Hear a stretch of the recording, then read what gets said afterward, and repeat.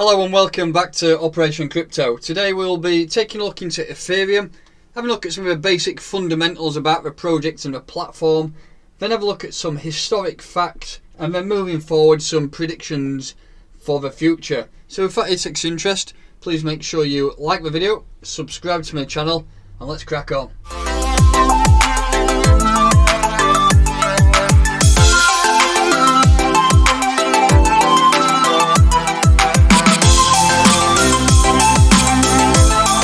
So let's begin. Here we have the Ethereum front page of our website.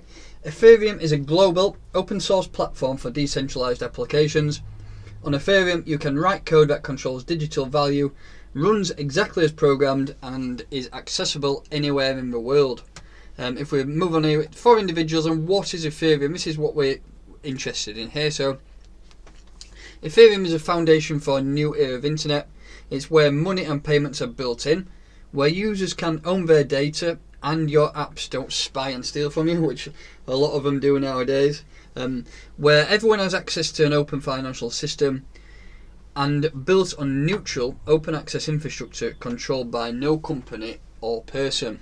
So as it says here, Ethereum was launched in 2015, a few years after Bitcoin, but it is basically the same at heart. So like other blockchains, Ethereum has a native currency called ETH, or ETH as some people like to say. I'm from Yorkshire, so it's F from me.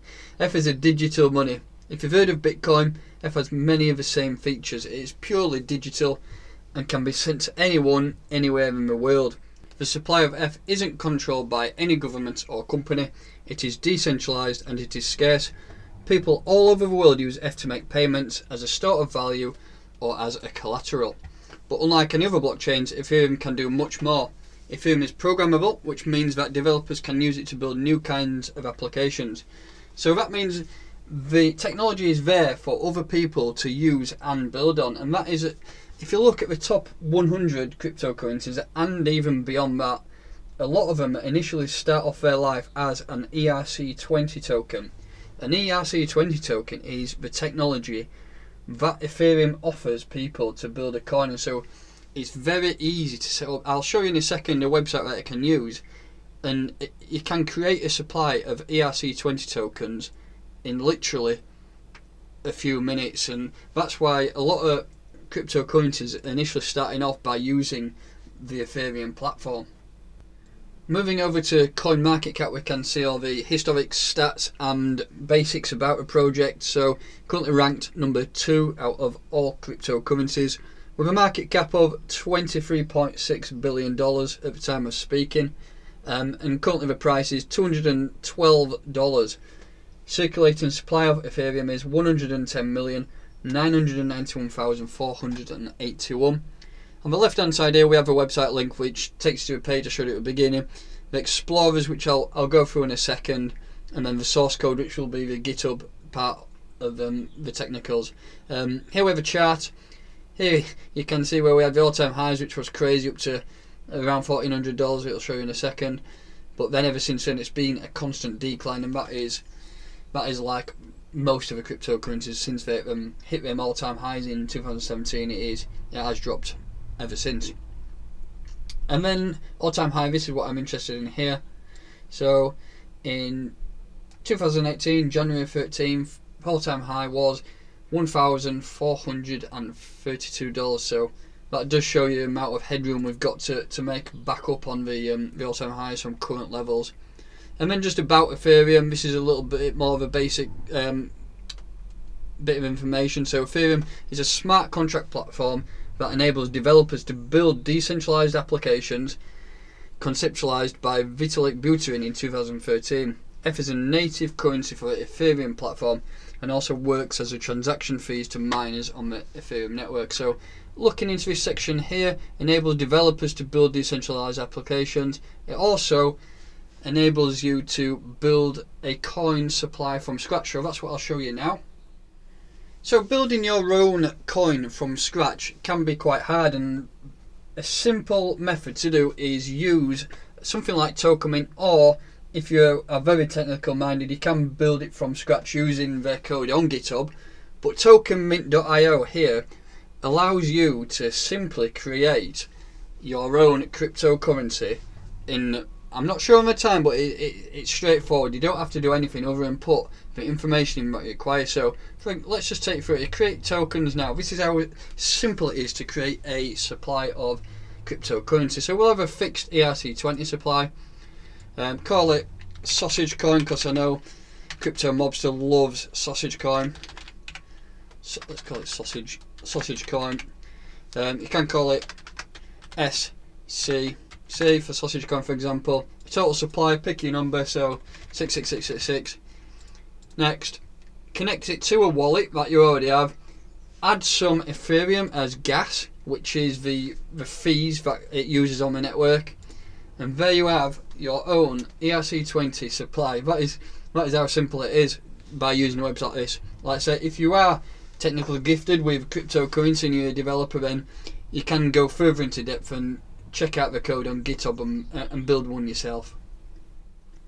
I did go off on a little bit of a tangent there talking about creating your own coin, but it just shows you there how simple it is to make your own supply of cryptocurrency. So here we have the Etherscan, which is the block explorer for Ethereum. Again, it tells you all the basic stats that CoinMarketCap does, but it goes into a bit of technical information about the mining. So you have the transactions, which is currently 10.3 transactions per second, the difficulty level, and then the hash rate for the miners. And down here we have the latest blocks going through and latest transactions. One other thing that Etherscan is good for is, if you have created your own supply of tokens, your coin will also be listed on here with the contract address, and all holders and everything that's going on. So let's take another coin, for example. So Matic, that is being built on the Ethereum network. So if you just click on that, again it shows you everything about the token, so all the transactions going on. It will show you the holders, who's holding the list, so everything is viewable to the public. There you go, like 55% of the supply is held by the vesting contracts. I mean, you know what I mean. It shows you all the holders, transfers, and etc.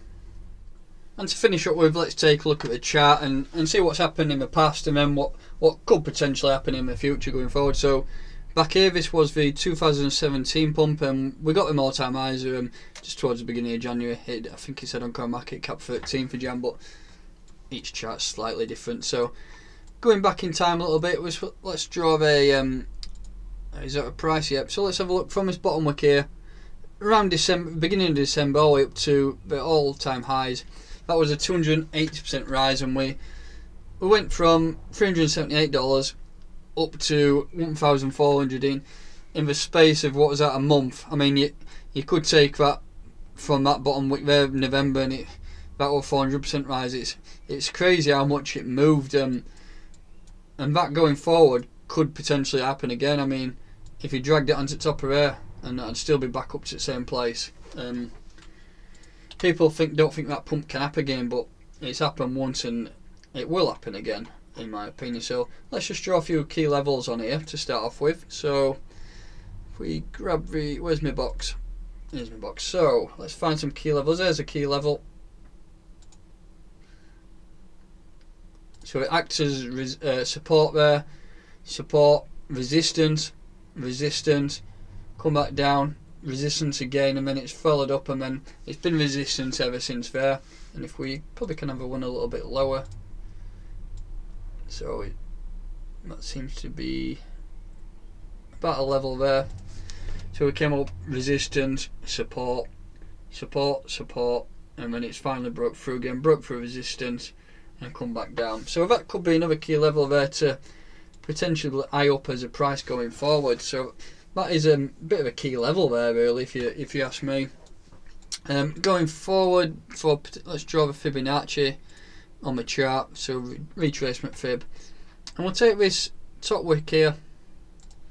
Let's see where we can have some potential prices going forward. I mean, let's just scroll out a little bit further, and we'll drop that into here.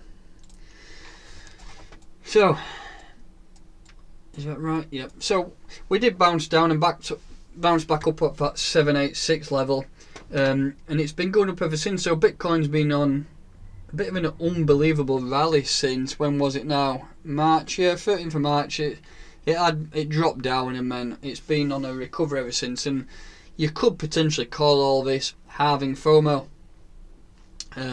We did peak up to just over 10k on Bitcoin, and we 226 level with Ethereum, and then it's been quite choppy since. And with all that's going on in the world right now, it's a strange time we're in, because we've got COVID-19, then there's all the economies over the world that are printing money out left, right and centre. There's unemployment figures are absolutely through the roof, and some of them have never been seen in history. So we need to potentially think about going a lot lower, and I think we will.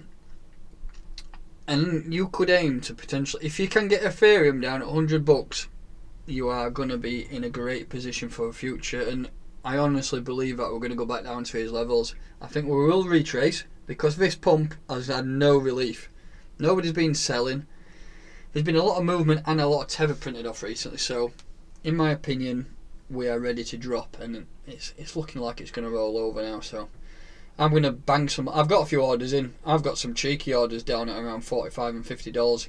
Possibly never hit, but they're there just in case we get a bit of a big ass wick down to the bottom. But yeah, I've got a few orders in around $80, and then a couple around $100. So if I can get any around that price, I will be very happy.